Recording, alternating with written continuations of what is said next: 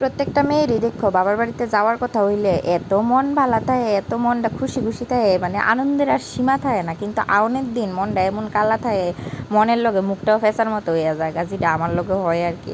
তো আমিও দেখো কিছুদিন আগে গেছিলাম, তোমরা লগে তো শেয়ার করছি। তো আউনের দিন মনটা এত খারাপ আছিল, সকাল সকাল উঠটা সেটা কিতা গরম পূজা টুজা দিয়া লাইছি।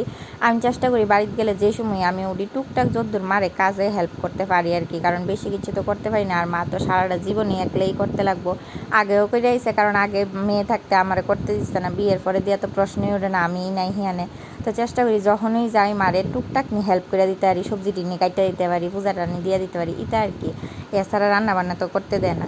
তো এটা দিয়ে সেরা আমি সকালবেলা মা রান্না করছিল, খাওয়া দাওয়া করে সেরা দুপুরের দিকে আমার ননদ তারা গেছিলো আমার আননের লিগা, তারারও কিছু কাজ আসলো টাউনে, তো তারা টাউন থেকে আমরা বাড়িতে গেছিলো গা, তো আমার লইয়া সেরা একবারে বাড়িতে যাইতেছে গা।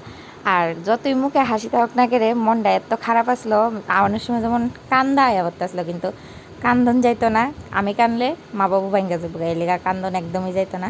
তো হাসি মুখে আয়া বসে আমার বাড়িতে, যেটা আমার গন্তব্যস্থল।